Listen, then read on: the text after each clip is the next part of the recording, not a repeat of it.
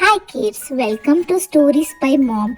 New week, new story. The story will be read in English first and then it will be explained in Kannada also. So don't forget to watch the video till the end. Hi kids, today our story's title is The Blue Jackal. Let's get started. Once upon a time in a deep forest near a village lived a clever jackal named Chandru. He was always hungry and often wandered into the village at night in search of food. One night, while sneaking around the village, Chandru was chased by barking dogs. Scared and running fast, he jumped into a large pot kept outside a washerman's house. The pot was filled with blue dye. The dog went away, but when Chandru came out of the pot, his fur had turned bright blue. Chandru looked at himself in the river and was shocked. Then he smiled and thought, this blue color can make me special. When Chandru returned to the forest, all the animals were amazed. They have never seen a blue animal before. Who are you? Asked the lion. I am sent by the god to rule the forest. You must obey me. The animals believed him and made him their king. Chandru lived comfortably. He ate first, rested all day, and gave orders to others. But Chandru had one rule: no jackals are allowed near me. Days passed peacefully. One full moon night, Chandru heard jackals howling in the forest. He forgot he was pretending. Moved by habit, Chandru lifted his head and howled loudly like a jackal.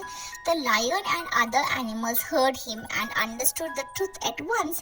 This is no god, they roared. He is just a jackal in disguise. Angry and disappointed, the animal chased Chandru out of the forest. Chandru ran away, ashamed and alone. He had lost everything because of his false pride. Moral: pretending to be something you are not will not last forever. Truth always comes out.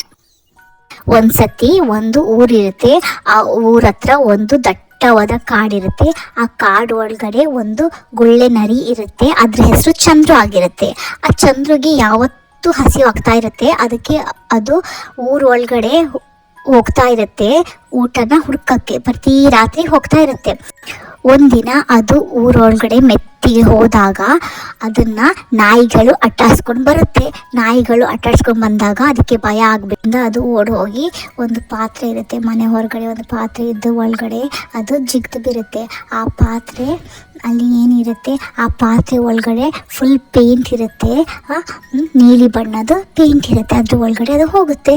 ಹೋದಾಗ ಮತ್ತೇನು ಮಾಡುತ್ತೆ, ನಾಯಿಗಳು ಹೋಗ್ತಾರೆ. ನಾಯಿಗಳು ಹೋದಾದ್ಮೇಲೆ ಚಂದ್ರು ಏನು ಮಾಡ್ತಾನೆ, ಹೊರಗಡೆ ಬರ್ತಾನೆ. ಹೊರಗಡೆ ಬಂದಾದ್ಮೇಲೆ ಅವನದು ಏನಾಗುತ್ತೆ, ಅವನ ಮೈ ಬಣ್ಣ ಎಲ್ಲ ನೀಲಿ ಕಲರ್ ಆಗಿರುತ್ತೆ. ನೀಲಿ ಕಲರ್ ಅವನೇನು ಮಾಡ್ತಾನೆ, ಚಂದ್ರು ಹೋಗ್ಬಿಟ್ಟು ಅವನ್ನ ನೀರಲ್ಲಿ ನೋಡ್ತಾನೆ. ನೀರಲ್ಲಿ ನೋಡಿದಾಗ ಅವನಿಗೆ ಆಶ್ಚರ್ಯ ಆಗುತ್ತೆ. ನಾನು ಹೆಂಗೆ ಇದು ನೀಲಿ ಕಲರ್ ಆಗಿದ್ದೀನಿ ಅಂತ ಅಂದ್ಕೊಳ್ತಾನೆ.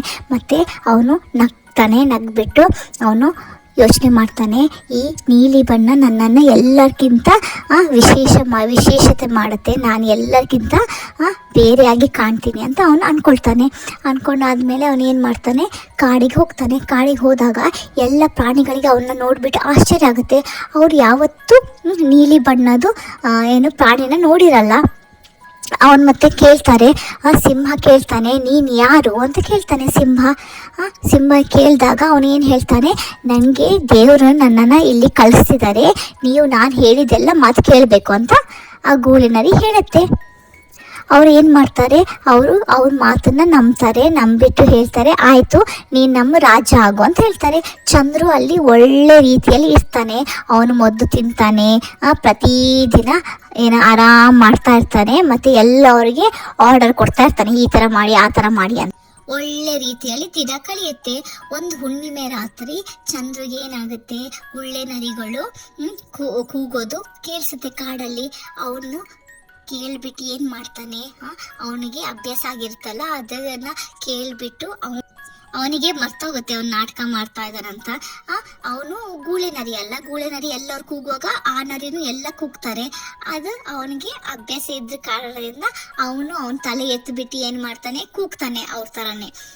ಅಲ್ಲಿ ಸಿಂಹ ಮತ್ತೆ ಬೇರೆ ಎಲ್ಲ ಇರ್ತಾರೆ, ಬೇರೆಯವರು ಎಲ್ಲ ಇದ್ದಾಗ ಅವ್ರಿಗೆ ಗೊತ್ತಾಗುತ್ತೆ ಏನಂತ. ಅವ್ರು ಅನ್ಕೊಳ್ತಾರೆ, ಓ ನೀನು ಗೂಳೆ ನರಿನ, ನೀನು ಇಷ್ಟು ದಿವಸ ನಾಟಕ ಮಾಡ್ತಿದ್ದ ಅಂತ ಎಲ್ಲ ಹೇಳ್ತಾರೆ. ಅದು ಅವ್ರಿಗೆ ಮತ್ತೆ ಸಿಟ್ಟು ಬರುತ್ತೆ. ಸಿಟ್ಟು ಬಂದ್ಬಿಟ್ಟು ಅವ್ರು ಏನು ಮಾಡ್ತಾರೆ, ಎಲ್ಲ ಪ್ರಾಣಿಗಳು ಚಂದ್ರನ ಓಡಿಸ್ತಾರೆ. ಚಂದ್ರು ಓಡೋಗ್ತಾನೆ, ಅವನಿಗೆ ನಾಚಿ ಆಗುತ್ತೆ, ಮತ್ತೆ ಅವನು ಒಬ್ಬನೇ ಆಗೋಗ್ತಾನೆ. ಅವನ ಸುಳ್ಳು ಹೆಮ್ಮೆಯಿಂದ ಎಲ್ಲನ ಕಳ್ಕೊಂಡ್ಬಿಡ್ತಾನೆ. ಮಾರಲ್ ಏನಂತೇಳಂದ್ರೆ, ನಾವು ಬೇರೆಯವ್ರ ಥರ, ನಾವು ಬೇರೆಯವ್ರು ಅಂತ ಅಂದ್ಕೊಂಡು ನಾವು ಅದನ್ನು ಸುಳ್ಳು ಹೇಳ್ಕೊಂಡು ಆ ಥರನೇ ಮಾಡ್ಕೊಂಡಿದ್ರೆ ಅದು ಯಾವತ್ತೂ ಇರಲ್ಲ. ಒಂದು ದಿವಸ ಯಾವತ್ತಾದರೂ ನಿಜ ಹೊರಗಡೆ ಬಂದೇ ಬರುತ್ತೆ ಅಂತ ಹೇಳ್ತಾ ಇದ್ದಾರೆ. Thank you for watching. Please subscribe the channel.